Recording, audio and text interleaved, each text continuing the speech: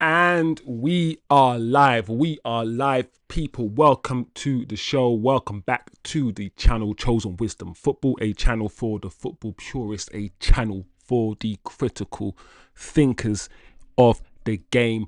Big up yourself. I hope you're having a blessed day, a good evening. It is Friday. It is time for the weekend. It is time for more Manchester United news and updates on today's show. There is a lot in store. There is a lot for us to talk about as usual and a lot for us to get into. The first bit of news, guys, to report are updates on Garnacho. Yes, people, Garnacho's future is becoming clearer. There are concrete updates that I have to give you on Garnacho to Chelsea, people. Yes, it looks as if Garnacho to Chelsea is real. It is happening and it will happen soon. To Chelsea. On today's show, guys, we also have updates on Højlund's future. Yes, Højlund potentially could be going away from Manchester United. He could be getting a transfer away. Is that good news for you guys or is that bad news? We're going to talk about Højlund's future. Also, we have updates on Baleba. As you guys know, Manchester United have shown an interest in Baleba. They've registered their interest. The player seems as if he's also interested. So this deal could also happen, but potentially by the end of the window. So we do have some more Baleba updates for you guys. Also, we have more updates with regards to the future of Manchester United.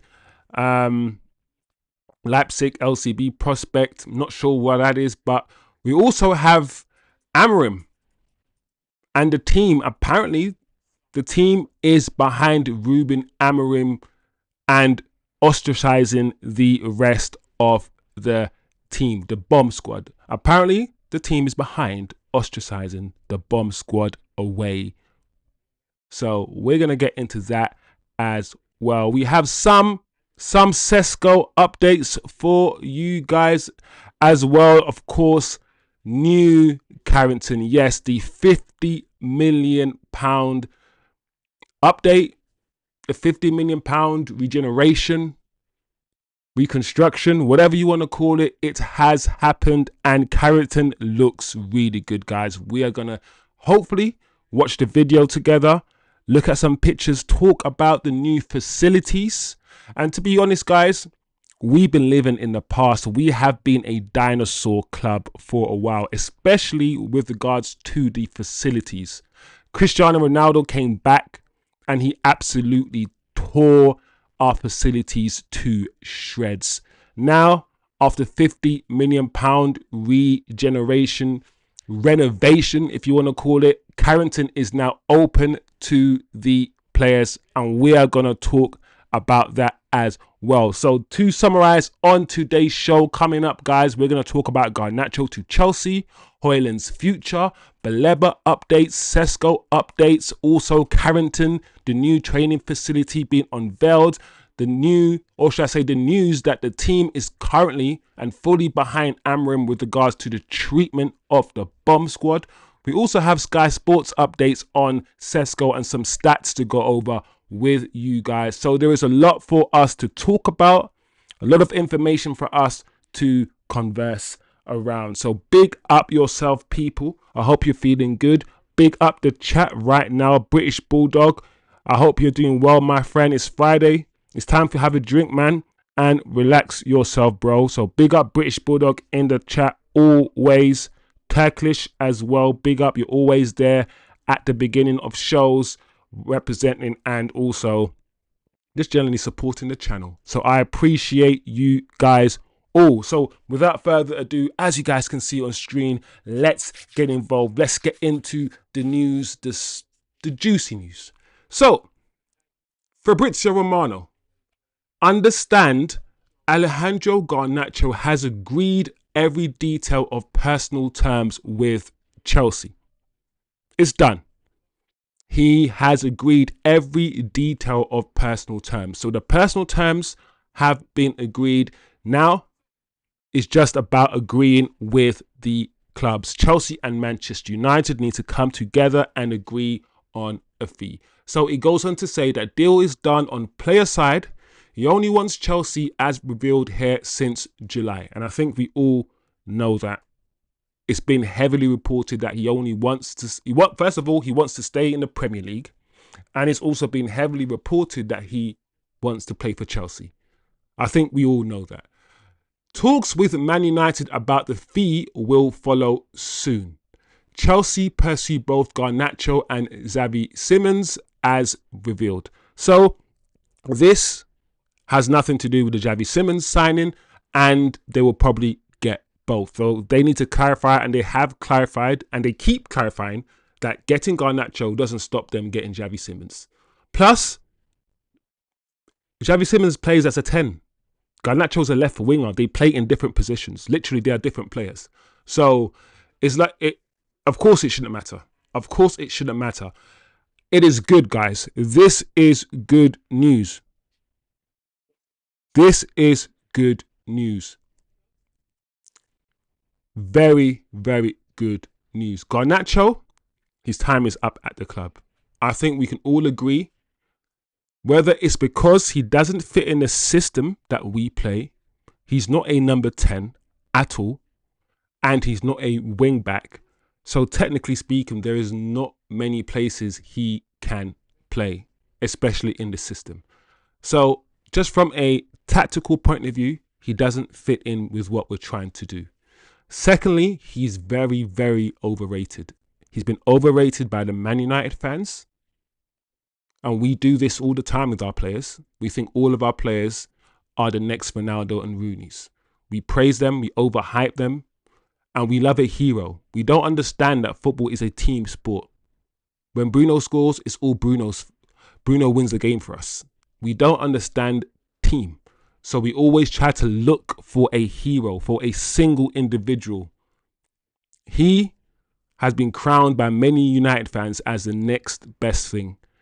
And the way that a lot of fans have had to eat humble pie, backtrack, do whatever they need to do to try to claim that they went back in this player in the first place. I have been consistent from day one. From the first minute I saw Alejandro Garnacho, I said he's quick. He looks quick. He's nimble, but as a footballer, he doesn't have certain things that I like. I've never really rated him that highly as a footballer. My standards are quite high as a footballer. I've grown up watching the best footballers, in my opinion, from Ronaldinho to R9 to Zidane. So when I see someone like Garnacho, I'm always like, His attitude, his general attitude, I think we've kind of made that. I think we've given him the crown. We told him he was that good. We let this 18-year-old at the time, 19-year-old play every game, told him he's the next best thing. And then a season later, we cast him off and say he can't play number 10 and we need to sell him. So he's gone from Ten Hag telling him he's the future of the club and he's the next best thing, right? That's what Ten Hag said. And then Ten Hag gets fired. A new manager comes in and then tells him that he's not good enough. That is not easy for a young player to be told. For 1 minute, you are the future of the club, the next best thing, the next CR7, believe in all the hype, Holy Trinity, all of these things. And in the space of a year, the new manager comes in and says you're not wanted. Psychologically, I know for a 19-year-old or 20-year-old, that's tough. That's a big reversal. But we did this as a fan base, and we always do it, and we'll probably do it again with the next player who we want to be our saviour. So this is time for Garnacho to leave. I've never seen a 360 or 180 on a player so quickly as Garnacho. But me personally, if I'm being honest with you, I know I'm delivering the news, but I'm not going to be impartial. It's good that he's gone. We need the money. I think at the moment, United are saying they want £50 million for him. Chelsea are going to try to go for around 30 million for him, and I believe we'll probably meet in the middle around 40 million. It is imperative that we get this transfer done and get this money, as much of this money up front as possible, because it's not a big fee, it's so we can get Baleba. Yes, do we need to sell to get Sesko? No. Do we need to sell to get Mbumo? No. I actually think this time around, whether you believe it or not, we might need to sell to get Baleba. And he will be key. Either way, we are spending money right now with the assumption that some of these players will go.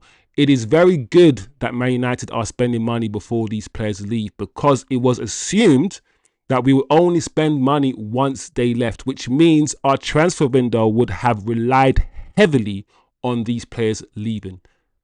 And if we relied heavily on these players leaving for us to have a good window or to sign players, we wouldn't have signed anybody, because no one's left yet. So it's good that United might have moved money around in order to make these signings. Some of these signings, Cunha and Mbumo, and actually Sesko, are fees that we will pay over a certain amount of years. The Mbumo deal, we know, is 16 million a year. So we've been very smart with how we structured deals, people, but we still need money in from these sales. So this is a very good update. I think things will move quickly. I want United to stand firm. Do not let Chelsea come and do what they usually do. Let Chelsea pay the going rate for a player who is 20 years old. And as much as I don't rate him as a footballer, I know that somebody can get something out of him. He's still young, guys. He's still 20. You can develop this player. You can work on his game. That is a possibility. So Chelsea, come and get him. Give us the 40M so we can use that 40Ms and get Carlos Baleba. Yeah, please. So that's a bit update for you guys with regards to Garnacho. Let's check the chat quickly before I move on to anything else. As I said before, big up British Bulldog in the chat. 20th century football. The news I want to hear is breaking. Carlos Baleba has been dropped for the friendly game against Wolfsburg and transfer speculation. Is that the news you want to hear, or has that actually happened? Imagine if I hear Carlos Baleba has been dropped for the friendly game, for Brighton's friendly game, I will lose my head. 20th century football. British Bulldog says, I need a hero. AP says, does he need a lift? I'll take him to Chelsea fast like some F. Bro, I'll hire a private jet and I'll fly the private jet myself, bro.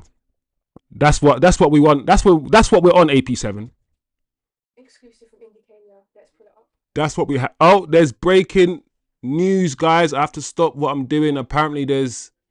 Who's he talking about? Gentleman agreement to leave. Who's he talking about? There's... Alright, I've been told to stop people because there's something that's happened that's breaking at the moment. So let's quickly see why I'm being told to stop. What's the breaking news?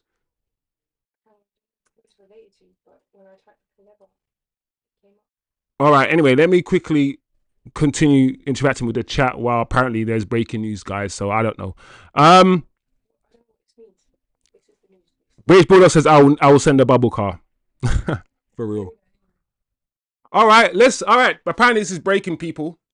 I'm gonna read this out and then we're gonna go back to the actual show that I have planned. Alright. Exclusive gentleman agreement to leave. Okay. Man United is putting the pressure on Brighton to drop the transfer fee for Carlos Baleba to something more reasonable. If they don't lower the fee, United is ready to pivot to their next target. Meanwhile, they're also checking in with Crystal Palace about Adam Wharton's availability.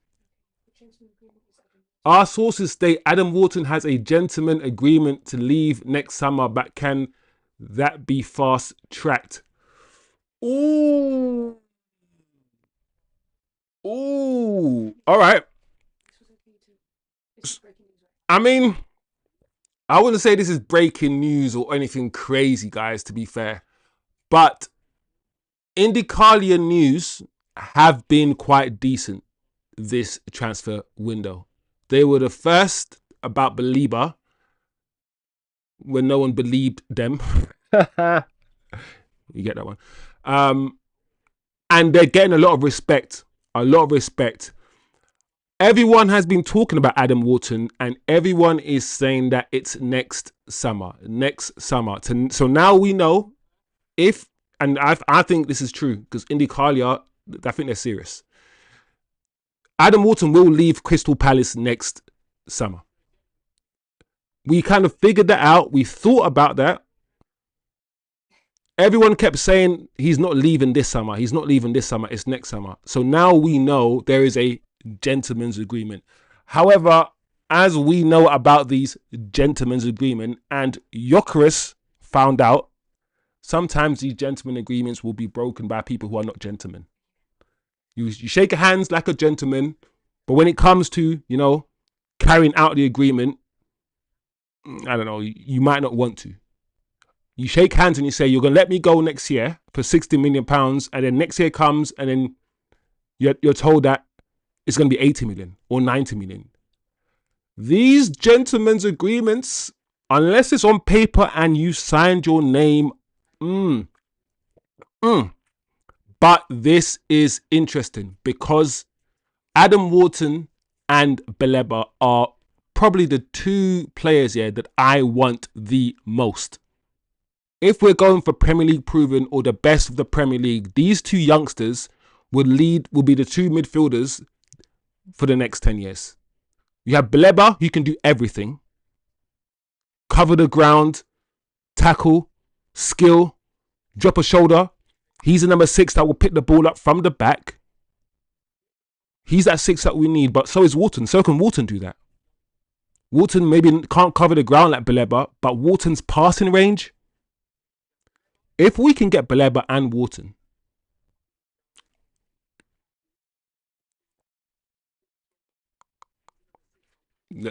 whatever. I don't even know. But all right, let's get back to the show, people. Here we go, people. Before I carry on, let's see what you guys are saying in the chat. I'm not finding out about aliens on here. Eddie says, not breaking news. Would I preferred aliens? Yeah. I mean, the breaking news was a bit of a hype. I was told it was breaking news, but it's still news. They tricked us. But Man United are going to get another midfielder.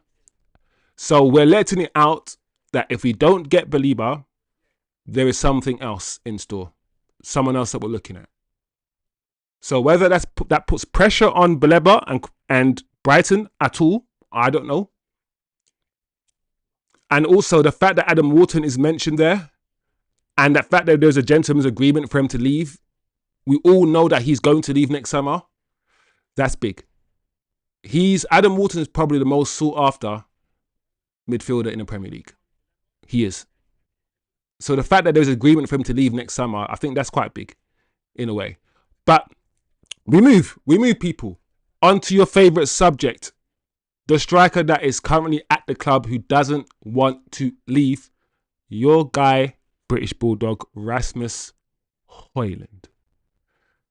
So, Manchester United are set to discuss with Rasmus Højlund about his future. AC Milan aware of possible opportunity on initial loan with heavy loan fee and salary covered. Højlund insists on staying at Man United, not scared by competition. News. Højlund, we are going to play one game a week, right? Sesko is our main striker. And if you want a different profile to Sesko, we will play Xerxes. I think this deal is going to happen.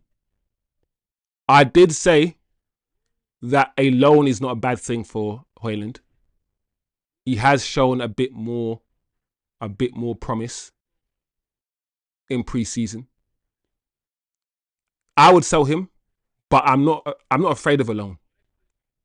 Maybe with a loan with an option to buy, potentially. But the fact that we are going to get a loan fee for him is good news. We need the money.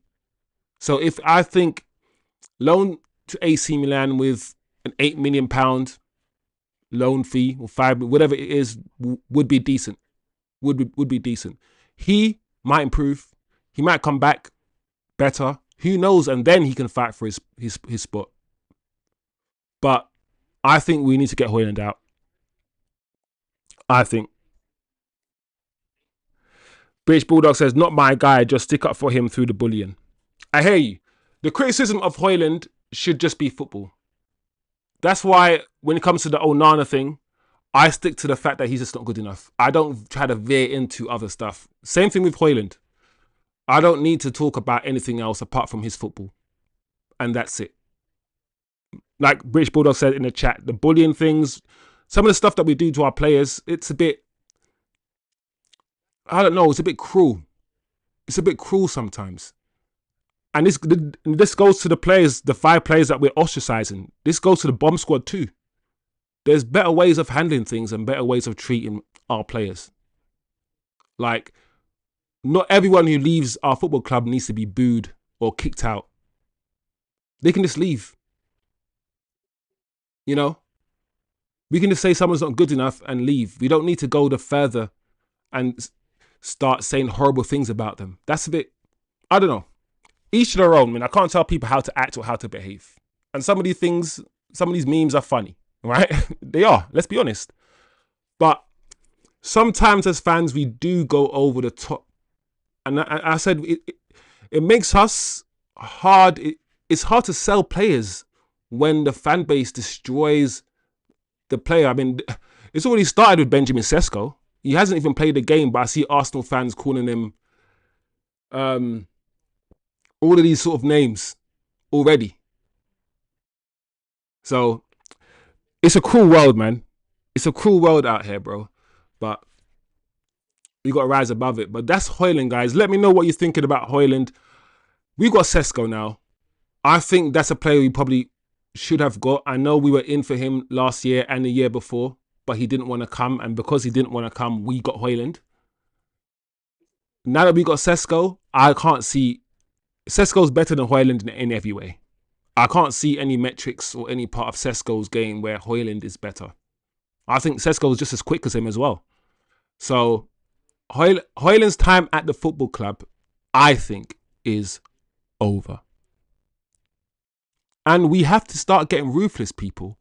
If Man United want to get back, and listen, like Jim Ratcliffe, hate Jim Ratcliffe, whatever side you're on, he wasn't born in wealth. He wasn't born with money like a lot of billionaires, right? He comes across as a very ruthless man. I know that Jim wants Højlund out. I know that. Jim Ratcliffe wants Højlund out. Amorim might want Højlund to stay.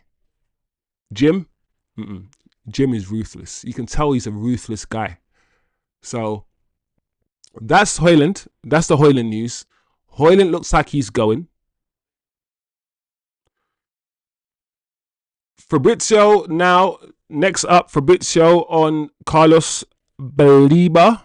Let me quickly read the chat before we move on. See what you guys are saying about the Højlund situation, people. British Bulldog says no loan. Sell okay, otherwise keep unless we buy another striker. Keep. We need 2 strikers.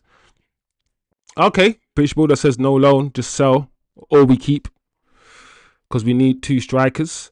Eddie says, I said this yesterday. Rasmus wouldn't mind seating on the bench. He will turn down the loan. Oh, Eddie. Eddie, I think you're right, Eddie. I think you're right. But I will say this. Just like I said just a minute ago. If push comes to shove, Jim will say, fuck off. You're leaving. And I can see it happening. Jim, he comes across like that kind of guy. You're going, bro. We don't want you here. So either you go now softly or we push you off. I keep talking to you about Mufasa and Scar and Lion King. We have to be in this situation. We're going to have to be Scar and throw Mufasa off. We're going to have to off the edge of the cliff. We're going to have to play the villain and do that to this guy. So British Bulldog says he has not had a fair chance. 100% he joined a shit side. Got no... Yeah, I mean, I've said this before in the chat, guys. You know, I've tried to be a bit balanced when it comes to Højlund. As much as I don't think he's good enough, and I never thought he was good enough. And I think that's the issue. The issue is we should have never bought him, and he was never good enough. He was never a striker. I keep saying to you guys, when he played in the youth teams, he didn't score goals in the youth teams. He's never been prolific, not at youth level, not at adult level. When he played for Atalanta, he was raw, so raw. And he was 20 years old. And you usually get raw talent at 17, 16. If you're 20 and you're still raw and you want to come to Man United, I don't know. I don't mind a 17-year-old CR7 who is still raw, or a 17, 18-year-old Rooney who's a bit raw. But if you're 20 years old and you're raw and you're that raw, and you can't, and you struggle to control the ball, you struggle to hold up the play, and you lack certain fundamentals, that's where I'm like, as much as we failed him, I don't think we should have bought him in the first place. He was a mistake. And a lot of Ten Hag's signing, whether Mason Mount, whether it's Højlund, whether it's Anthony, Onana, in fact, almost every single one of Ten Hag's signings need to leave the club. Almost every single one, in my opinion. So we should do a Superman video to unveil the player beats Batman. Eddie says, did you hear about the leaks from Laurie Whitwell about the Højlund leaks? No, Eddie. I haven't heard about that. Yeah, let me know in the chat what they are, Eddie. Let me know, bro. If he leaves, we will get Calvert-Lewin. British Bulldog, let's not put that out there. British Bulldog, things can get manifested, you know, like Belieber. So if you start saying things like we're going to get Calvert-Lewin, bro, no. That's going to give me nightmares, bro. We don't want to do that. Trauma is real. Trauma is real, British Bulldog. We don't want to put these things out. Keep that in your head. Anyway, Fabrizio Romano, people on Carlos Belieber. Let's get this update. Let's inject this into our brains. Belieber, wait, is this new? I don't think this is new, people, but Belieber is not closing doors to Manchester United, but at the same time, Belieber is being respectful with Brighton. So at the moment, he's not forcing a move. Bro, I already told you about Belieber. I already said what's going to happen. Yeah. I already told you guys what's going to happen. And I stick by it because I've been told by the same person who told me about Mbumo, and he was right. So I trust him. Yeah. What is this talk about? He's being respectful. So at the moment, he's not forcing a move. Listen, you got to listen to these words, bro. If Brighton acts a fool, Belieber will start acting up, bro. He's ready. He's ready. Anyway, if Man United will find a way to sign Belieber this summer, club to club with Brighton, Belieber will be ready to say yes and go to Man United. Once again, it's read between the lines. It's not hard. Belieber, I told you yesterday, he has already... They're going to talk about how he hasn't agreed terms, but he's only just Bro, listen to me, guys. He has agreed terms. You heard this here. He's already agreed terms. We do not let it out. This one thing that's happened, yeah, this summer, which I'm happy about. We have not let it out yet that we're seriously looking at somebody unless we find out that that person wants us. That has been clear. We would not... The reason why Fabrizio Romano and these guys took 2 weeks to start reporting on this is because they don't know shit. Yeah? We've been speaking to this guy. He's ready. He's sitting there waiting for us to just agree the fee with Brighton. That's it. The deal is more advanced than a lot of these journalists. Okay, it's not advanced because, you know, we haven't agreed terms with the club. But in terms of the player side, let's not even worry about that. There's nothing to worry about. Nothing. Man United are ready to celebrate the Sesco weekend. The full focus is going to be on Sesko weekend, but Manchester United remain interested in Baleba. Listen, I don't know if we're going to get him. I don't know that. I hope we do. The information that I get is that we are serious about Baleba. But the intent is it's not all I care about.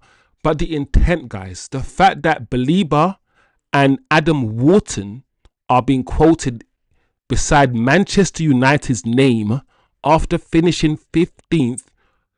Woo! Oh! Wait, that was weird. But that was hella weird, boy. But but the point I'm trying to say is this. Understand why the ops are crying. Understand, people, why all the fans are crying. Man United, where's all the money come from? Where's all the money come from? PSR? How come they can get all of these signings? There's something, they're getting scared, people. We are coming back. And when we come back, the earth moves. These guys are running scared of us. We're moving like a big club. Journalists reporting on things 2 weeks after things have happened because they don't know stuff, because everyone's shutting their mouths. Great stuff. Great stuff. But yeah, listen, I'm not gonna lie, guys. I like Sesko signing. Great signing. Cunha, even better. I think out of the three, Cunha's the best player out of the three. Right? And Mbumo, guns, man. Hopefully he'll get us goals. But no team wins the league without a midfield. Whether it's Leicester with Kante, Rodri, Man City, it doesn't matter. Baleba, yeah.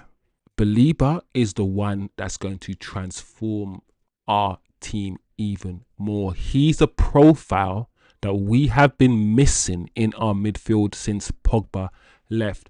As many people don't like Pogba and hate Pogba, but Pogba's ability to drop deep, pick the ball up from the defence, and spray a 40-yard pass to Rashford, bruv. We haven't had that. Bruno can't do it. Casemiro can't do it. Nobody in our team can spray. I'm not saying Baleba can do that, but nobody in our team, he can do it better than Casemiro can. Nobody in our team can do that. Pogba's ability to drop into the 6, to then drop a shoulder and be press resistant. Pogba was press resistant. How many press resistant midfielders have we had since Pogba? He's the profile we have been crying out for. Not only is he good defensively, not only is he strong as an ox, not only is he press resistant, he can drop a shoulder and go this way and then go that way, then put his foot on the ball. He will drive forward 20, 30, 40 yards, evade 2 tackles, pick out a pass. He is everything that we need in that midfield.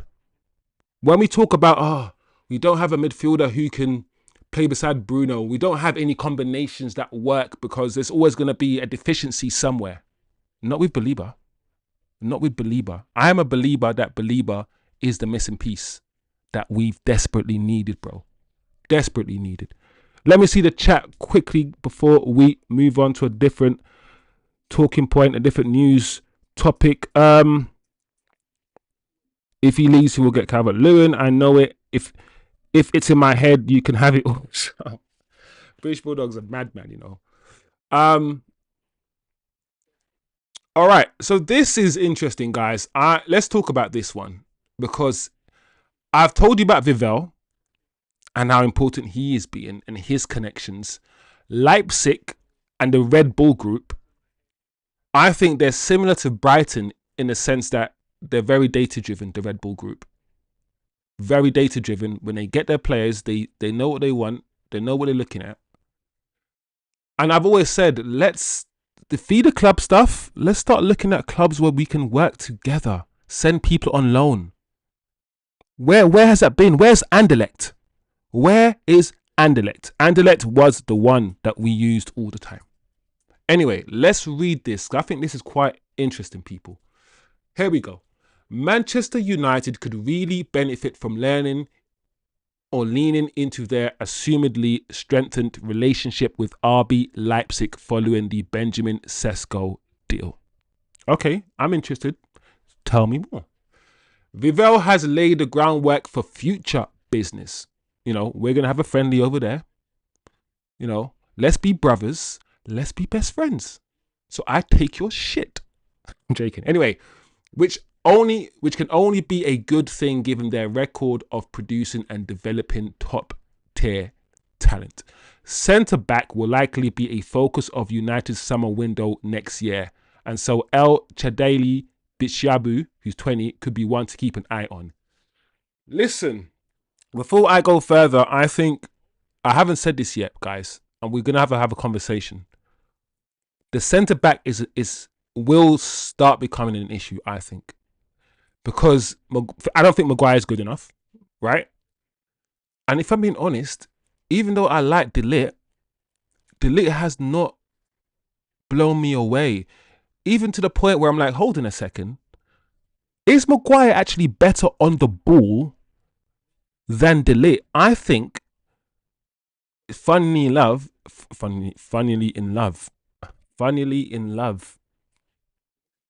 that is funnily in love.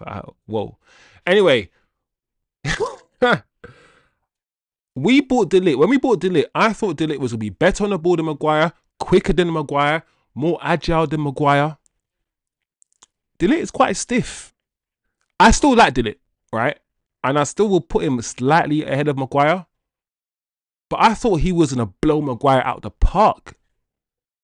The reason why we're talking about Maguire can still be here, is because the difference between Maguire and De Ligt is not as big, it's not as wide as I thought it was going to be. I think Maguire is slightly better on the ball than De Ligt, but I think De Ligt is more mobile, reads the game better, and I'm ready, guys. I'm not gonna lie, I'm ready for a new centre back already.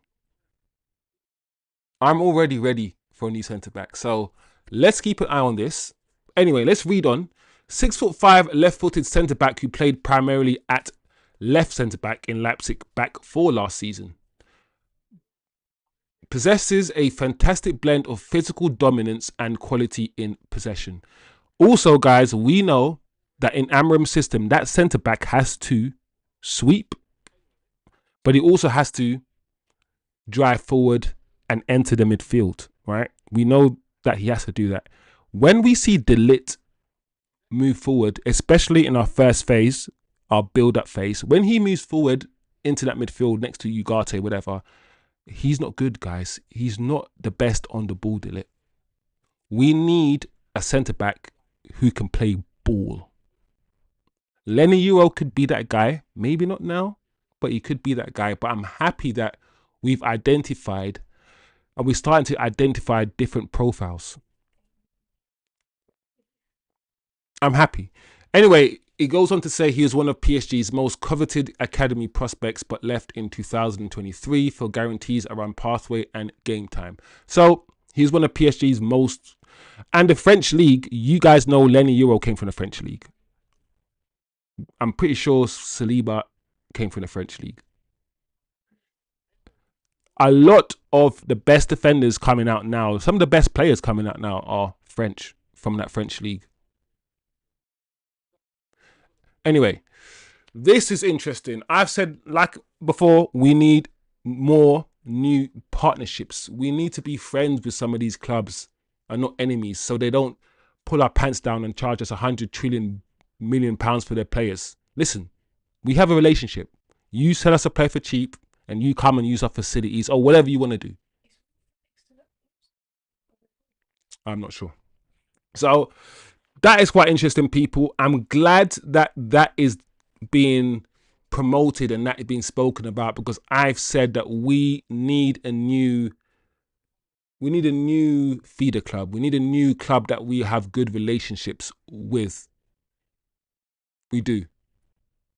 We need a new Anderlecht. And if RB Leipzig is that team, cool. The Red Bull Group, as I said before, data-driven, just like Brighton, usually get decent players. I'm pretty sure flipping neck, Liverpool's left-sided forward that played with Mo Salah, Mane, Mane came from Red Bull. So many players, yeah, have come from Red Bull teams. So many. So that's good news. Very good news. Let's move on, people. The reason why I want to talk about this one, guys, is because I don't understand why it's news. I don't really understand. You know, it's like, okay, this is news. This is something that we're putting out there. Why? Remember when I say to you guys, sometimes I sit down and I ask, what's the purpose of this? What is this trying to do? What is this trying to create? Who's spoke to Samuel? Who's given Samuel Luckhurst this information, and why have they given him this information? Let's read it first, and then I'm going to tell you why I'm like, this is strange. Manchester United players are fully behind Ruben Amorim's decision to omit the 5 exiled members from the core squad's training session and tour. Okay, so, and if they weren't fully behind his decision, what? I mean, is it? These are the questions, yeah? That's it, Eddie. I kept saying Anderlecht, but Eddie says Royal Antwerp. Yeah. I think it was Royal. You're right, Eddie. I think it was Royal Antwerp. Was it also Anderlecht as well? Wasn't Anderlecht also a feeder club? But either way, Royal Antwerp, that rings a bell. So these are my thoughts on this. Something like this. This is put out there, I think, to divide. Because we do not need to know whether the players that are currently there agree with omitting those 5 players. Why do we need to know that they agree with his decision and they're fully behind it? It's a strange thing. It's a strange thing. And 2, let's say you're a player in the train. Let's say you're Casemiro, right? And you get told by the manager, by the way, guys, these 5 players, they would come back, but they will not train with you, and they will not be part of the squad. Does he then say to the players, raise your hand if you agree with this decision, and then let me know if you disagree? Does he say that to the players? No. He just tells them what's going to happen. He tells the players that these guys are not going to come in and these guys are not going to join the squad. He just tells them the information. So how do we then know that every single player in that changing room, every single one of them, are fully behind the decision to exile them? Unless we've interviewed every single one of them and we've heard their opinion, how does Samuel Luckhurst know this? So somebody, of course we know, has fed this information to Samuel Luckhurst. And I don't think, the actual players are as dumb as the fans, right? We get emotionally manipulated by the club to hate players that we shouldn't be hating. These players are exiled. We should just need to sell them. We don't need to hate them. There's nothing to hate, right? These players played with Bruno's, Casemiro's, all the players out there, they're their friends. They still like Garnacho. Just because Garnacho posted a picture of whatever and we don't like it, doesn't mean his friends back in the Man United squad don't still love him. He's got good, close friends there. So does Rashford. So does Sancho, and probably so does Anthony. Casemiro, the Brazilians, they're going to meet up in the Brazilian squad and have good conversations and eat. So they're friends. So we can be like, get out and whatever. But the players, they're friends. They don't hate each other. They know it's just football. So the fact, that someone's putting out there, Samuel and Man United, that the players are, those 5, get them out. I agree. And these players who are saying that are some players who should be leaving themselves, like Luke Shaw, right? We're putting out there that the players are also like, get out, get out. Why are we doing that? Is it to put pressure on them? Is it to put pressure on the players to make them leave even more? When they hear that all the other players want them out, they're going to think, oh shit, I have to leave now. Is it to show us that the players are on our side? I always find these sort of things information because I think it's more to do with culture. It's more to do with division. It's not news. You're not giving me really any information here. It's toxic news. it's news to garner an emotion from us. That's what I think, and that's probably why I want to talk about it. When I saw this, I was like, what? Okay. Right. So like, I just didn't understand. And these are the kind of tweets, yeah, that I don't like. United Stand will tweet stuff like this all the time. Very divisive tweets. This team, Team Man United, Team Amorim, Team this, Team Sancho, Team. I'm in this side, I'm this side. It's just, it's dumb. It's dumb, but not on this channel. Not this community. We will rise above. We will use our brains and not fall into this bullshit. Next news. Please. Showing how big your club is, it's still posting about him and talking about. No news reports are there. All right. This, I'm not gonna lie, guys. This is just a sign of how big Manchester United is. Just a reminder, just in case you guys didn't know, and just in case the Newcastle, Arsenal, Liverpool, Man City fans want to cry some more, you can cry. Cry some more. And also, guys, look at the way they framed the question. Look at I don't like Sky Sports anymore. The reason why I do YouTube, the reason why I started looking at other YouTube channels and got my information from YouTube instead, because after a while I just didn't. Sky Sports are not impartial. They have their agendas. I ain't got time for Sky Sports, to be honest. But anyway, can Benjamin Sesko buck the trend of Manchester United's previous big money signings? What does it mean, buck the trend? What does that mean, buck the trend? Romelu Lukaku came and he scored 20 goals every season. He was here for 2 seasons. He scored 20 goals. We've not had that. Listen, Lukaku wasn't good on the eye, and I didn't want Lukaku. I didn't rate him as a technical footballer. He scored goals while he was here. Paul Pogba was here for about 5 years, 6 years, and he won 3 or 4 trophies. And we haven't replaced him. And since he's left, we have fallen down. Since Paul Pogba has left the club, and people don't want to talk about it because they hate him for whatever reason, it's not logical. It's not logical. And this is why I hate the media. And this is why I hate the fan base. And this is why I love psychology. To understand how we relied heavily on this guy. This guy was only arguably the only world-class player we had. He carried us for 4 years, 5 years, won us trophies, single-handedly won us games. And I'm supposed to believe he's a flop? While at the same time, Bruno is a success?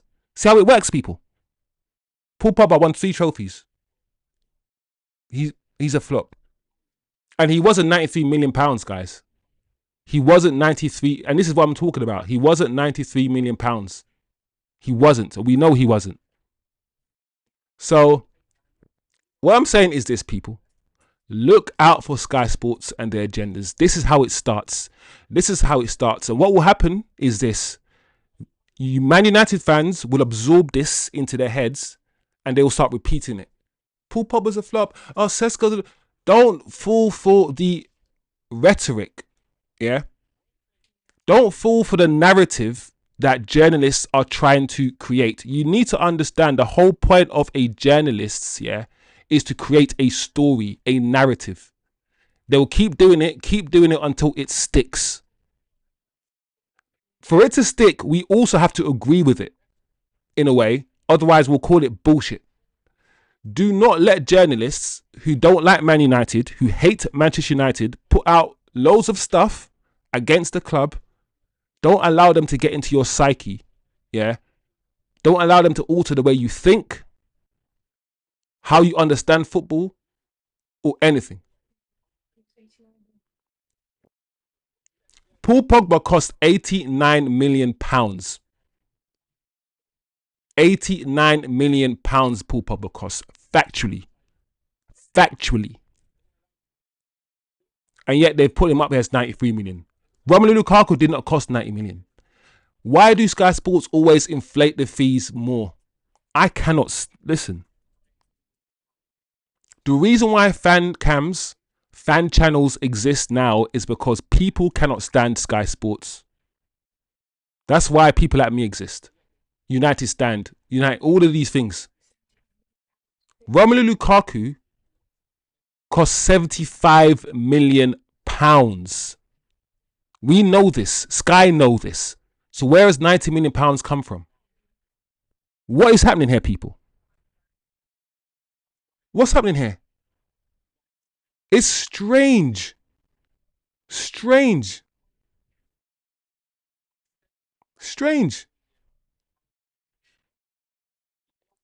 Anyway, Pogba was £89 million, Burinyu Nisoyi. Sorry if I butchered your name. But welcome to the chat, Burinyu. Let me know if I pronounced it incorrectly, man. But welcome to the chat. Eddie says, blame Graham Souness too. They tried to make his hate for Pogba being funny. I thought it was disgusting and no one called him out for it. It was bullying. Yeah, 100% bullying. It's so crazy. Do you know what's funny about Paul Pogba? When, like I said, when he was defensive midfielder, you hear he doesn't attack enough. He doesn't get enough assists. And I'm like, hold on a second. This guy's a defensive midfielder.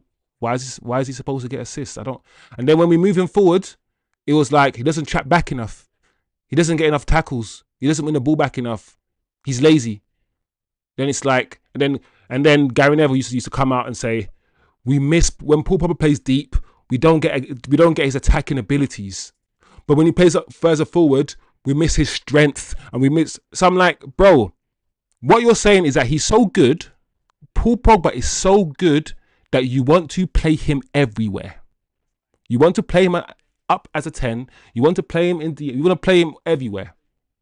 While at the same time, you're playing him as a DM while comparing him to De Bruyne, who's attacking midfield. I hated when they compared and they tried to compare Pogba's numbers to Kevin De Bruyne's numbers, who plays for Man City and plays as an attacker and number 10. I was like, bro, are we really doing this? Compare Pogba's numbers to Kante. Compare Pogba's numbers to other DMs in the world and you'll see he's miles better than all of them. That's what you do. Bro. Anyway, I'm clearly going off a tandem a little bit, people. But there you go.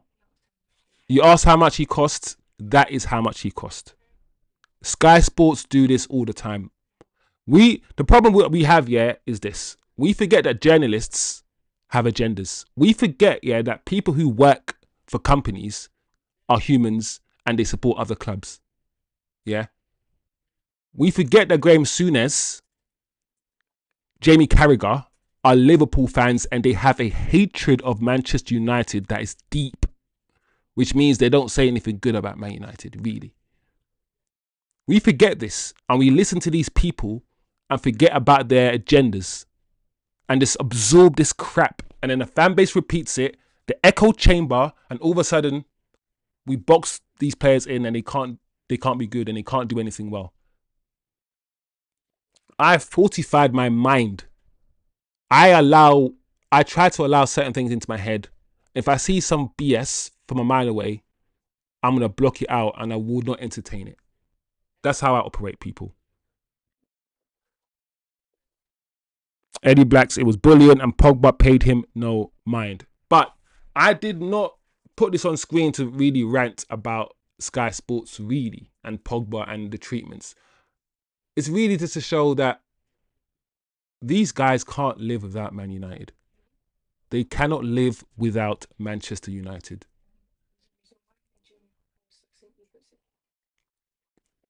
Anyway, moving on, people. And this might link up to what I just previously said, very well.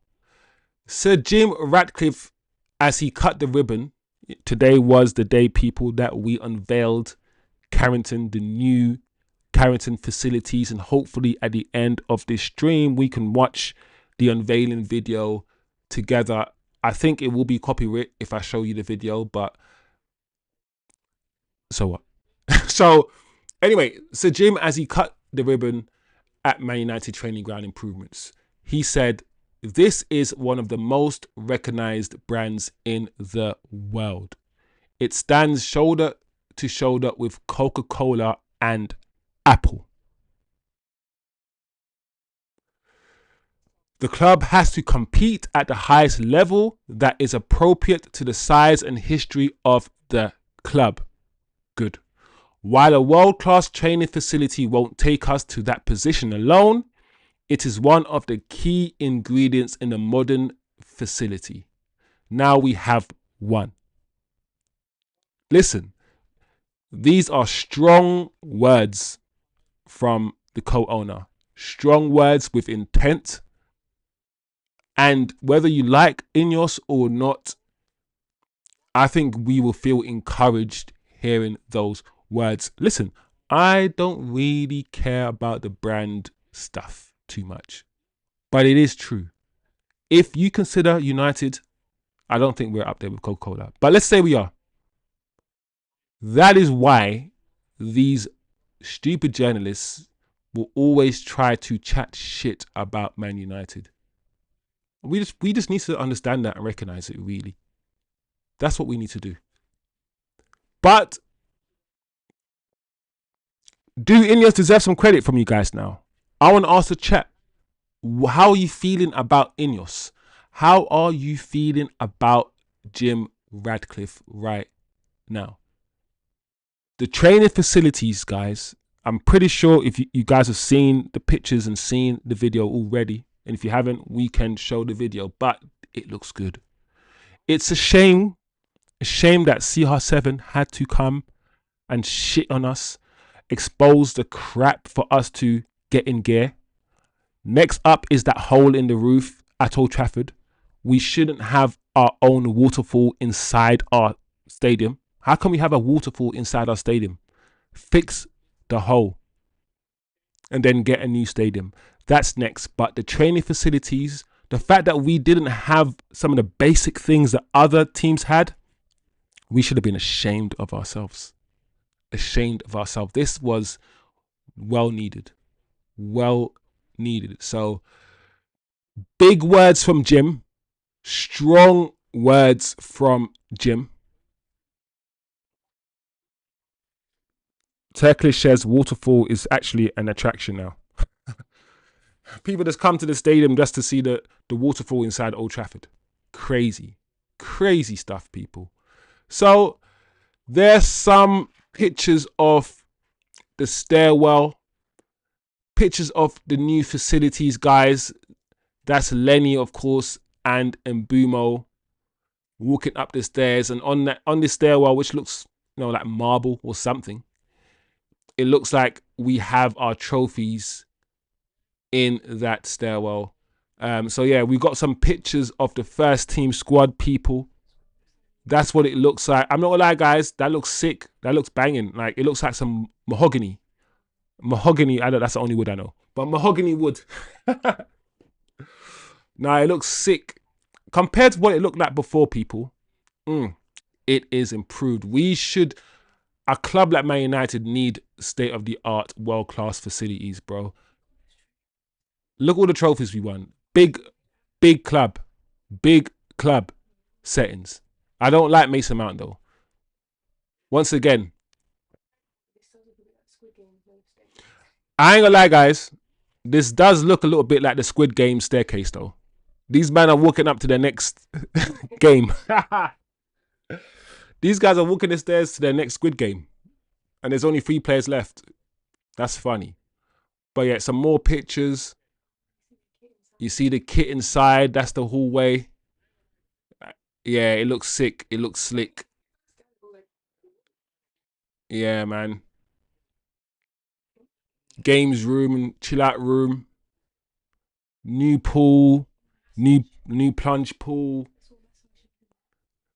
Apparently, like, listen, when we spoke about the fact that there's going to be an on-site barber, and a lot of you guys laughed when I said there's going to be an on-site barber. There is an on-site barber in the facility. Don't leave Carrington. If you need to get a trim, if you need to get a shape up, you don't need to leave Carrington. There's literally an on-site barber. So all these people had to get fired so we can hire an on-site barber. Beautiful stuff. But yeah, guys, those are some of the pictures. This is Luke enjoying. This is what he comes to work. This is okay. This is probably why Luke Shaw comes in Why did he to play games. I want to look at the machine. Wait. Do you know what's funny? Why are we seeing pictures of bare games and snookers? Like nobody. We want to see pictures of the pitch and the actual facilities, bro. Changing rooms. It must be so hyped to see your name. Yeah. The change rooms have you have your name now. Your own like personal locker. Yeah, it's all good stuff. This is the press room. More seats in the press room. Bro, the whole thing just looks slick, man. The whole thing just looks new, renovated. 21st century. We're 2025 now. We can't be using the facilities that we're using flipping 25 years ago. Ronaldo came back and he said, the facilities haven't changed since the last time I was here, and I was here almost 10 years ago. He left at 24, came back at 34, and CR7 said it was the same. Everything was the same, no upgrades. These Glazers, oh my. You know when you got so many words, everyone here has a better training facility than us. And we are supposed to be the biggest club in the world. Not anymore, guys. Apparently, this is state of the art. And we will look at a video. Together as a channel, we will watch the video. Look at that, people. Ain't gonna lie, that looks sick. And everyone's got their numbers all around and their name. Computer screen on each one as well. And there's a computer screen on each one with information. And apparently, the players will walk in there and it will tell them about their diet, tell them about the program, what their schedule is for the week. It's sick, guys. It's sick. Look at Xerxes, my guy Xerxes. So, listen, this ain't gonna help. If this don't help the players, I don't know. Surely, just walking into a new facility gives you a buzz, gives you energy, camaraderie, makes you feel good. So let's see what the coaching staff can now can do with new facilities. Like I said, the pool, new plunge pool, saunas, infrared, more trophies. Yeah, it looks bad, guys. I ain't gonna lie, it looks slick. I see the staff are gonna work there too, like the core. Yeah. It's all together. Yeah, one thing is for sure, guys, as well, is that the staff and the players, there's not gonna, of course, there's a distinction between staff and the players. I'm not saying there isn't a distinction, but it's gonna be fluid. The staff and the players are gonna be walking around. The players can go into certain rooms with the staff and open plan. It's gonna be more. I think what they said is that they want more collaboration within the actual staff themselves. So meeting rooms. So yeah, guys, it's nice stuff, people. Nice stuff. Man, LTK in the chat. Big up TK in the chat. T Kizzle. Luke Shaw is in a buffet, so no pic of him. TK didn't waste time. TK didn't waste no time. On-site tattoo artist too. Imagine though. And look how it looks like from the air, people. Listen. It looks bad. It looks bad, guys. It looks bad. It looks sick. I don't know what else to say to you apart from it looks sick. That's where we're gonna watch. That is the tactical room. That's where Ruben is gonna shout at the players and tell them their shit. No, I'm joking. Buffets, meeting rooms. So yeah, guys, it looks good. It looks good. And say what you want about Ineos, guys. They've on this channel, yeah, we can't be biased, bro. We can't say we're a different channel and we're all about critical thinking and all of these things, yeah. And at the same time, be hella biased, bro. We can't do that. So I didn't like Ineos, and I still would prefer the Qataris, of course. But I have to give credit where credit is due. Within 2 years, these guys have bought a whole new back line and a whole new forward line. Brought in a new manager, revamped, renovated Carrington just in 2 years. They said they're going to come and do some stuff, and they're doing some stuff. There's a lot of people who say Ineos are the same as the Glazers. For a while, I thought that. I'm not going to lie, guys. The Glazers ain't doing this. If the Glazers wanted to do this, they would have done it already. Ineos came in and did it straight away. The football side, yeah, of Manchester United under Ineos is being taken more seriously. We have football people in charge. That alone shows you. They said bankers, good, you make money, you know how to bank, you understand money, you helped the Glazers get the club. Don't forget, guys, never forget, yeah, those Bristol bankers. They went to Bristol University, Ed Woodward and all these friends. They helped, yeah, they helped the Glazers buy the club. And then after helping the Glazers buy the club, the Glazers gave them a job as CEOs and whatever, right? That's what happened. They don't understand football. They don't know anything about football, Woodward and all, Murto and all these guys. Nothing. Now, in charge of Manchester United are football people. I keep telling you guys, Wilcox, I am happy that we have this guy. He's all about football. Barada, all about football. So, Ineos, yes, I still didn't want them at the club, but they are doing some good things, guys. So we have to give them credit. We have to. Let's see the chat quickly. I don't know why we are so hard on Rasmus to leave when Luke Shaw is still around. Who would you rather leave first with? Eddie, don't ask stupid questions. Of course, Luke Shaw. Of course, Luke Shaw, Eddie. Luke Shaw, yeah. This is why I don't understand the fan base. I'm going to have to refer back to Pogba again. A guy who's won us trophies, won World Cups, amazing player. Then you have Luke Shaw, who's just injured all the time, jogs everywhere. He doesn't get no hate. He's just under the radar, just 10 years at this club. 11 years apparently now. Luke Shaw should have left this club 5 years ago. And the thing is, every time he plays, people are like, oh, he's world class, he's world class. He plays 2 games a season and it's like, he's world class. Where? I would, listen, out of the 2, Rasmus and Luke Shaw, I am keeping Rasmus over Luke Shaw. Luke Shaw can go, Rasmus can stay. In an ideal world, they will both leave. They will both go. But out of the 2, it's Luke Shaw. Okay, I just spoke about being, impartial and not being biased, right? Literally just spoke about that. But with me and Luke Shaw, yeah, I feel like it's almost personal with Luke Shaw. I feel like it's almost personal with Luke Shaw. I think Luke Shaw is what Luke Shaw represents. This is how I'm going to summarize it. Me and Luke Shaw. Luke Shaw for me represents mediocrity rising to the top and staying there. That's what he represents. He's going to finish his career with Man United, be earning over 200 grand a week. He doesn't deserve it, hasn't earned it. Injured all the time, but overweight, never fit, but nobody cares, and he just goes on and carries on. While other players get heat, get hate, get abuse. That is it.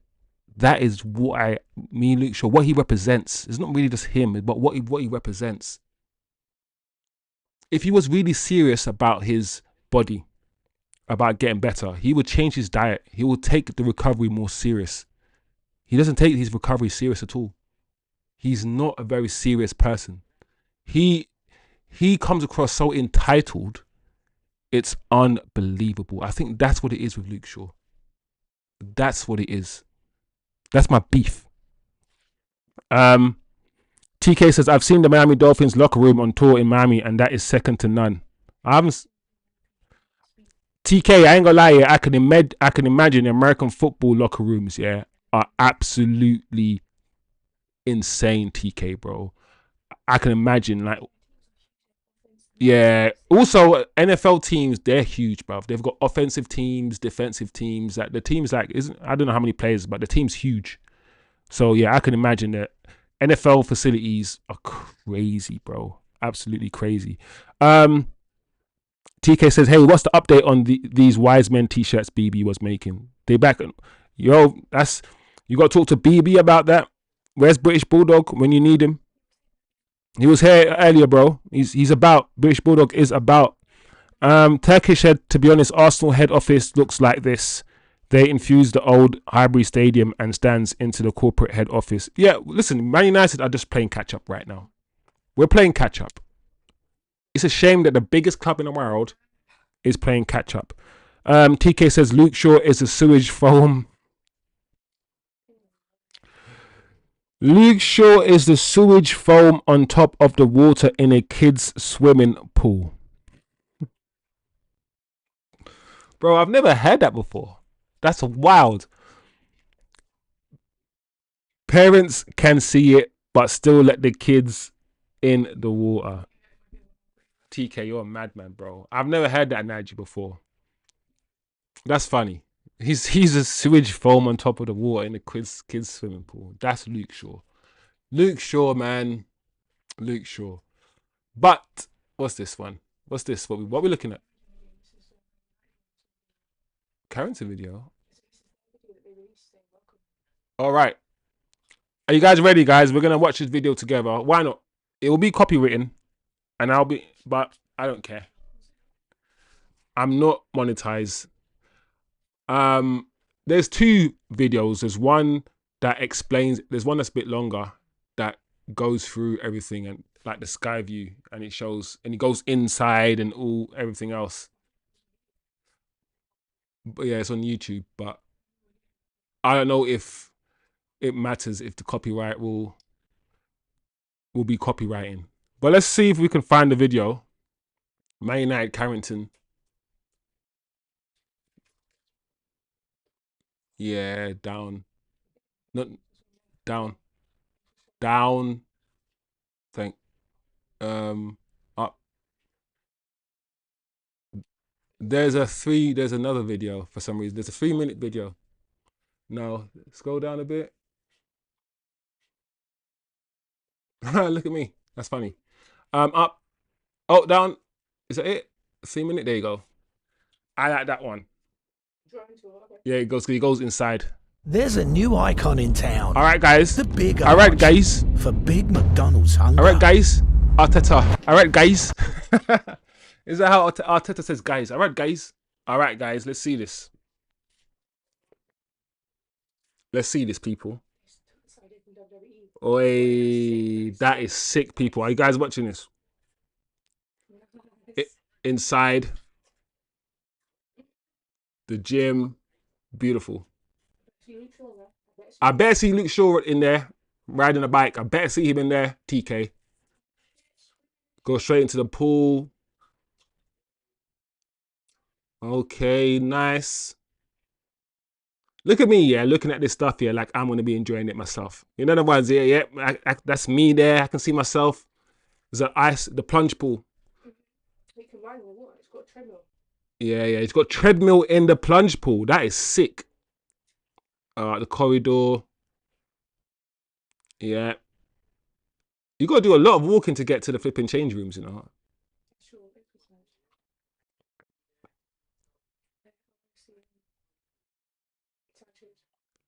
Yeah, man, it looks sick, guys. It just looks good.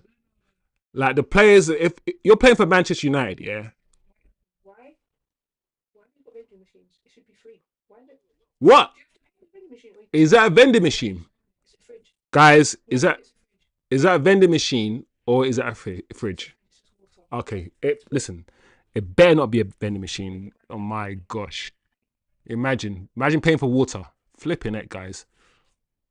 Yeah, everything's open plan. You got the team there, then you got the seat. Yeah, it's nice, guys. I ain't gonna lie.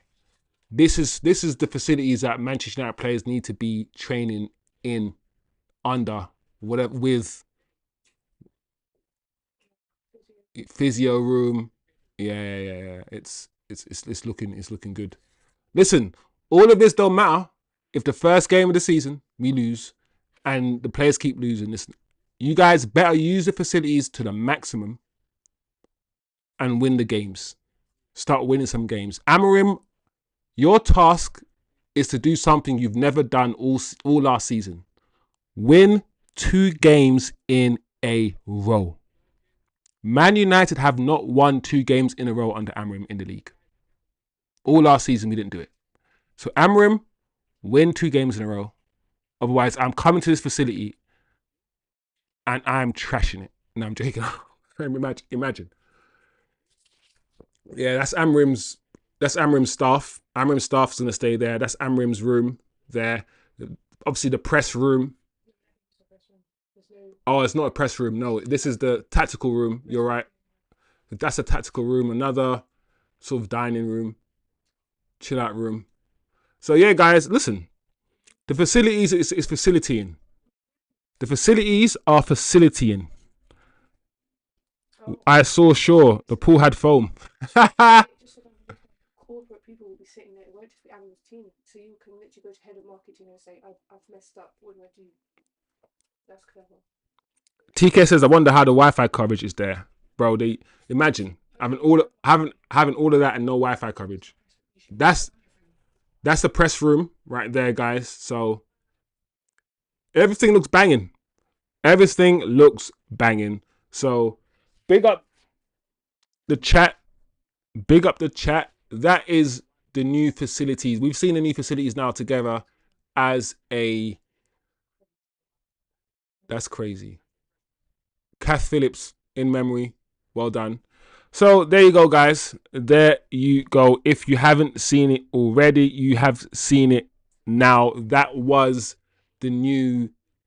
is the new facility. That is Carrington. Milton in the chat. Big up, Milton.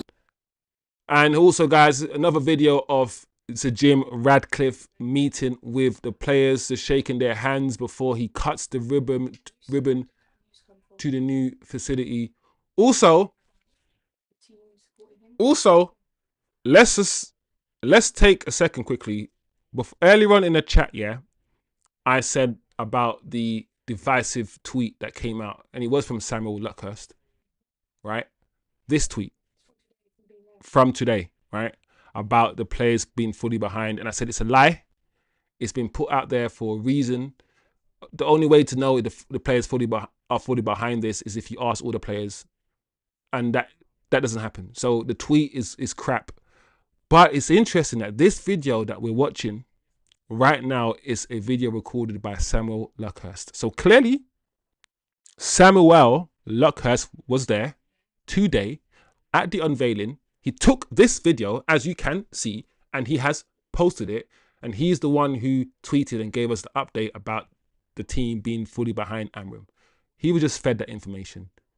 Samuel Luckhurst definitely gets fed information directly from the club. The club want to put it out there that every single one of these players are backing Amorim's decision to ostracize the 5 players that we want to sell.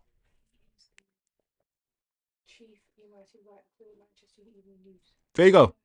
So we know, yeah, I mean, I knew that already. We all know that he's a writer for the Manchester Evening News. So he is our guy. When he says things, Samuel, often it is Manchester United who are saying it, or someone feeding him something. So,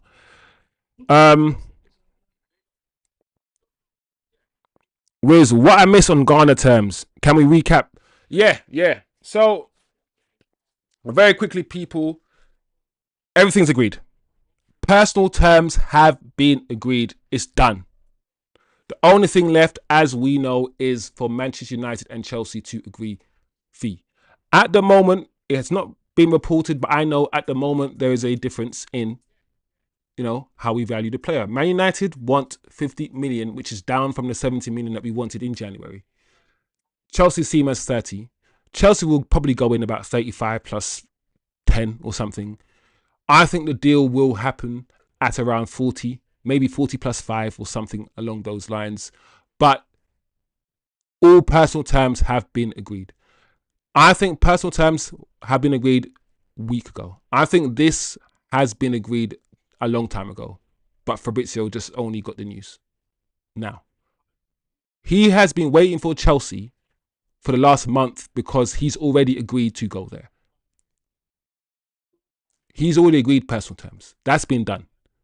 So that is the update with regards to Garnacho. We also spoke about Højlund's future and the fact that AC Milan, they're serious. AC Milan are serious about Højlund. I can see, and I've said it before, a loan, maybe with an obligation to buy, perhaps. But we are clearly looking for a loan. Excuse me, people. We're clearly looking for a loan fee for Rasmus Højlund. So that's the Højlund update. We also touched a little bit on Baleba, people.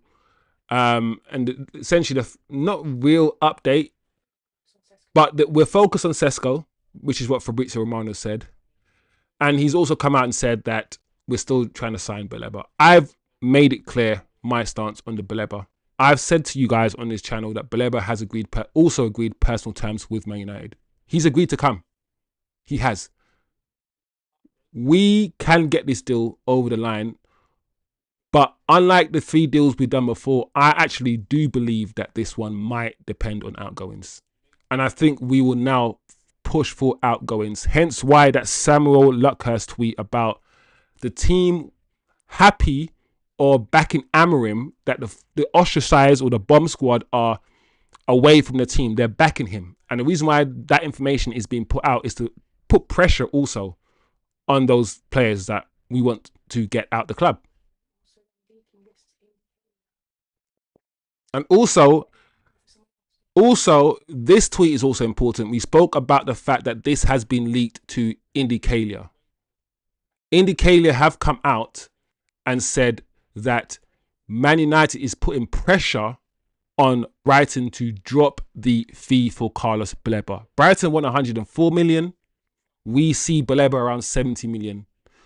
Ideally, we'll probably meet in the middle, but we're putting pressure on Brighton. This has been put out there by Man United. Sometimes it's important to understand who's putting the news out there and for what reason, right? We're also putting it out there that we're looking at Adam Wharton, and that kind of stuff is music to my ears. We are looking in the right places. I said before, I'm happy that we're even in or even looking at Baleba because it shows intent. For the first time in a long time, people, none of the people we're linked to, I'm like, oh, we linked to that crap. Oh, Højlund, he's on. Every single person, whether it's Baleba, Adam Wharton, we've been linked to the best of the best that are around. Right? And this tweet goes on to say that Adam Wharton is available next year. There's a gentleman's agreement, and yes, I know gentleman's agreements don't always mean anything, but there's apparently a gentleman's agreement for Adam Wharton to leave next summer. It's out there now. So next summer, everyone knows it's going to be a crazy bidding war for Adam Wharton. There will be.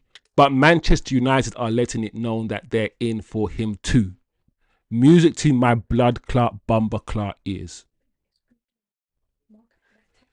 It's also, one thing about Man United, what they've done this summer, their tactics have been spot on, bro. The way they did the whole Watkins-Sesko thing, playing them off each other, then getting Sesko. As much as the Mbumo thing annoyed us and frustrated us, I think they were all right to try to get the fee down. They didn't really get it down, but they tried to.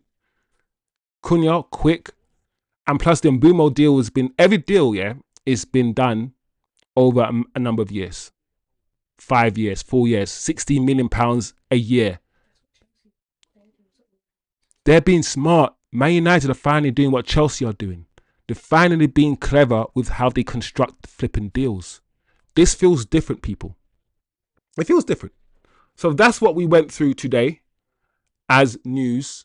We also spoke about, well, yeah, I think that's most Sky Sports news, tweeting things like this, people. And I had a little, let's say I didn't have anything positive to say about Sky Sports news. Always being on Man United's back, always using Man United to create stories, to lie.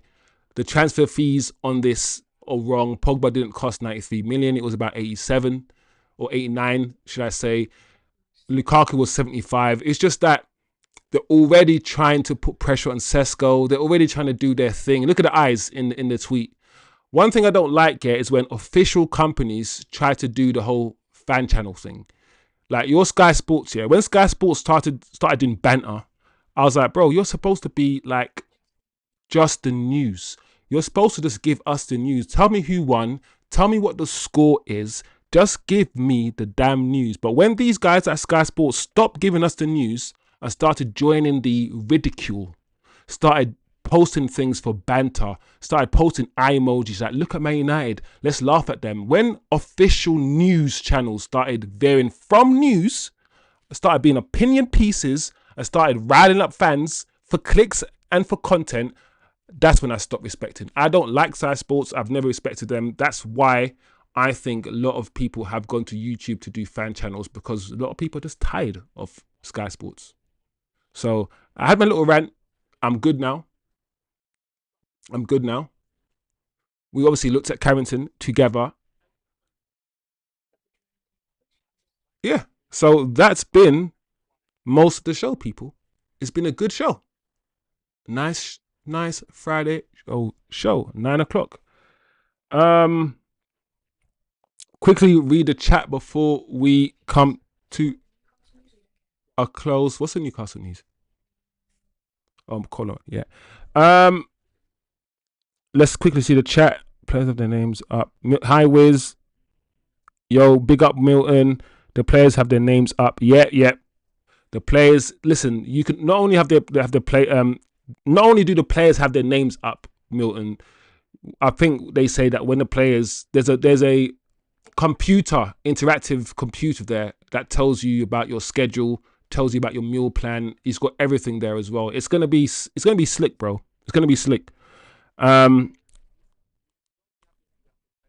Called again. Sir Jimmy's like Trump, but hey, a very good football. No comment to that one, bro, because I'm not a Trump fan at all. So let's leave politics out of there, unless we want to get into some big political conversation. A very good football facility for players. TK says if Elanga is 55 million, Ghana is at least 60 M's. We need to act like Brentford and move the goalposts. I agree, TK. Milton says United 50, Chelsea lower, so maybe settle at 40. That's what I think. I think United, usually when a club says 50, and another club says 30, it means they're trying to do settle in the middle thing. That's what they're trying to do. I hope Man United, as TK says, stand firm, get their 50. If they don't get 50, you train with the under 21. So Garnacho, is in your best interest to get your agent to get Chelsea. If they want you that badly, you've agreed personal terms, get your agent to persuade Chelsea to pay 50 million for you. Otherwise, you're not going. Milton says Belieber must be talking to Onana and Euro a lot, and they want him to come. Bro, Milton, I can imagine all of them FaceTiming. I can imagine all of them just holding a camera and going, yo, Belieber, yo, it's Euro, yo, it's Onana, what's going on? When you coming, man? When you coming? I can imagine that happening. Why wouldn't that happen? Of course, these guys talk. These guys are flipping WhatsApp messages and all these little group calls and group chat. You think these men are not in group chats? Bro, there's one thing that we forget, yeah, is that these footballers are human, bro. And they talk. They hear the same things. They go to training, they sit in the canteen and they watch Sky Sports, bro. They listen to all of this stuff that's been said about them.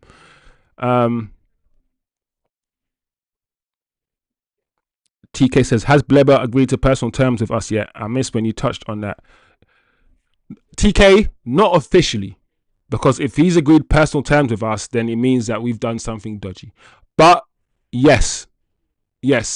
Plus, if you read between the lines, everyone is saying that Bleber is open to joining United. Bleber, we've already spoken to him, bro. We told him how much he's going to get paid. We've spoken to him. And he said yes. And Brighton have opened the door. So, personal terms with Bleber, no one's officially coming out with it and saying it's been done. But I'm telling you, it's been done. That's what I'm saying. TK said, if we sold Rasmus to AC, then we could say to Chelsea that we don't really need to sell Garnacho just yet. Bro, TK, we can use tactics. We can do that, bro. We can manipulate the thing like that. I agree. Man United this summer, it feels different. And it feels like we could do something like that. Why not? Why not? Yeah, good point, TK. Group chat. Group chat. We could, well, we could have a Discord. I'm not the IT guy, bro. I'm not IT, but we could have a Discord as well. Your good point, because once the stream is done, it's like it's finished. So we need somewhere else where we can just. No, good point. TK's make a good point in the chat. Something I need to think about. There you have it, people. There you have it. Before we go quickly, Newcastle news for you guys, in case you guys care. Newcastle have opened negotiations with Kolo Muani, which means that deal will probably. Well, okay, let me not jump the gun, because this is Newcastle we're talking about. You know the whole. This is Man United we're talking about. Yeah, this is Newcastle we're talking about. So they haven't got a lot of their first choice signings, have they? They've been club reject for the whole summer. So we don't know. Let me not jump the gun and give them too much praise. But they've opened negotiations with Kolo Muani. Do you guys rate Kolo Muani? What do you guys think of this deal? Good luck to Newcastle. If they get him, I don't really rate him that highly, but I don't know what he's going to do in the Premier League if he comes to the Premier League. He's had an up and down career so far. Hit and miss. He was supposed to be the next thing. He was very raw. He's kind of coming into his own over the last couple years.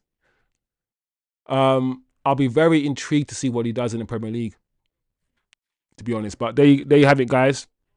Newcastle have pivoted to Kolo Muani.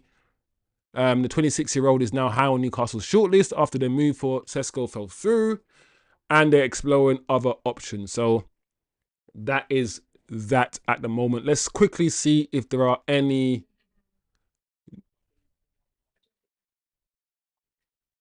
updates, if there's any news. Is that really Kobe? Is that Kobe Mainoo? It's not Kobe Mainoo. It's just a guy who's big, you know, really big, like Trey United. It's interesting. This is true. I'm not gonna lie, yeah. I don't like this, yeah. There's something about this. When you got given a new facility, and the first thing you do is start taking the mickey out of like Chelsea facility. When, bro, yesterday your facility looked worse, bro. You know them ones where like yesterday we were living like in the dumpster while these guys were eating like caviar in castles. And now that we've got our own castle, we're now gonna, yeah, this is weird. But it is what it is, people. It is what it is. Because we now got a new state-of-the-art facility. So we should be happy. Even though we ain't going to use it. I ain't going to use it. But hopefully the players will use it. And hopefully we'll get better football from the players. I don't know, guys. No more news, no updates to share. So I think that is it for today's show, man. A lot of things. We went through a lot of things today. Sesko still probably doing his medical. The announcement will be tomorrow. We will be live tomorrow. I'll start the watch along at around, what time's kickoff? 12:40. What time's kickoff tomorrow? 12:45. So I'll start the watch along for 12 o'clock tomorrow. So we can do a little pre-match talk, pre-match build up. We can go through the team, build up all of these little fun things that we do.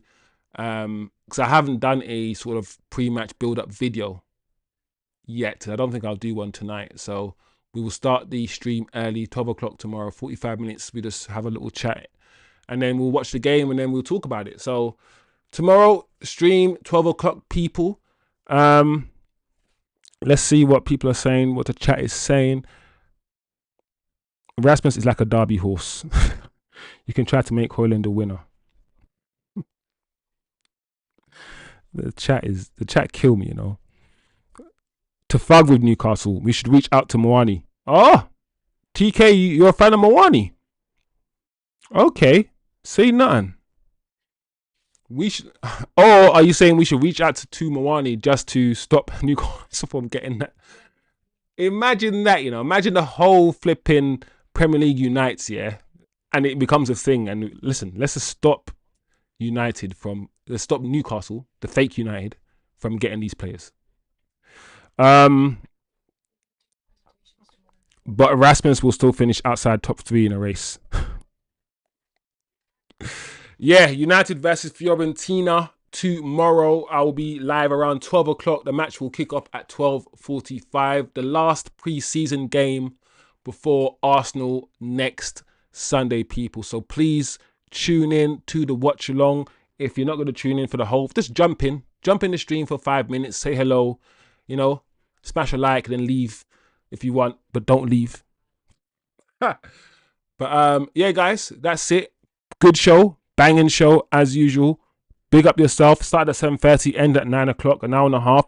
Decent. Milton, TK, British Bulldog, who jumped in before. All of you guys, Eddie, big up yourself as always. Always gonna appreciate my chat, my guys. So yeah, guys, we keep it moving. Friday evening, get your drink, get your smoke, get whatever poison you're gonna put inside your body today, and enjoy it. Enjoy it today, because we've got Sesko, and we're gonna watch Man United at 12 o'clock, and TK, and De Gea. Don't forget, guys, De Gea presentation tomorrow. Bruno will be presenting De Gea with, I guess, a plaque, or I don't know, some flowers. I don't know, guys, but Bruno said he's gonna score against De Gea as well. So we'll see. They've been having banter online, Bruno and De Gea. It's good to see. De Gea should go down as a legend, really. 10 years at the club, goalkeeper, winning FA Cups, Premier Leagues. Now he can get the send-off that he probably should have got from Manchester United. TK, like I said, you're going to have to wake up around 7 a.m. TK. So we're back to normal, TK. We're back to, or you can stay up all night, TK. You choose. You decide. Yeah? Milton. Rasmus. If I say yes, Milton, if I say yes, Rasmus is starting, will you have a good sleep tonight? Will you sleep well, Milton, tonight? I'll tell you tomorrow after you wake up then. Yeah, how about that? I'll tell you the news after you wake up tomorrow, all right?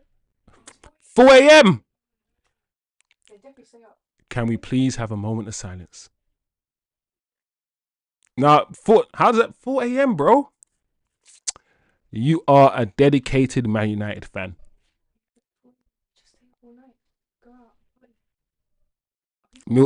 Milton says he also was another Bambi. Yeah, David De Gea saved bare shots with his legs. And to the point where, towards the end, yeah, the ball was getting through his legs. He couldn't move his legs as quickly as he moved them when he was younger. And he still continued to try to save shots with his legs. And bare guys were just shooting very low. Don't forget, towards the end of David De Gea's career, he was letting in dumb goals, bruv. Right next to his feet. He couldn't move his feet or between his legs. Because he saved shots with his legs. And I get it. If you're tall and it takes you a long time to get down to the ground, use your long legs. Why not? But 9 hours ahead, my lord. Shanko Mananko. Bomboclat. You know, people like him. Bomboclat. Anyway, people. Let's wrap this up, people. It's been great show. Always good to interact with the chat. Always good to deliver the news. Have a talk about all the updates with the chat. Oh yeah, Vancouver. Oh yeah, it's not even. Yeah, you're far, TK. Bless. But 4 a.m, bro. You're good, man. Well done, man. That's all I can say, bro. Well done for that. You know. But 3 p.m, 4 p.m. kickoffs. That's what 9. That's what like 9 a.m. maybe. Bro, listen. Look at it this way. You wake up at 9 a.m. or whatever it is in the morning to watch football while we have to wait around all day. Flip it on its head. There you go. You get to watch football straight first thing. Start your day well with a Man United win and go about your business. Yeah, I don't know. I mean, sometimes you got to flip things around and look at things a different way. I don't know, man. Come see, come saw. I don't know. Anyway, big up yourself, people. It's been a great show. Please smash the like on your way out, on your way in. It helps enormously. I know this stream probably won't get rewatched because I played you Manchester United's video, which means I'm going to get a copyright little thing on this video. I knew that already when I played it. But I enjoyed watching it with you lot, so it was worth it. It was worth getting that little copyright strike thingy. So big up yourself, big up the chat, and I'll see you guys tomorrow for the watch along. Have a good Friday, people. Enjoy your evening.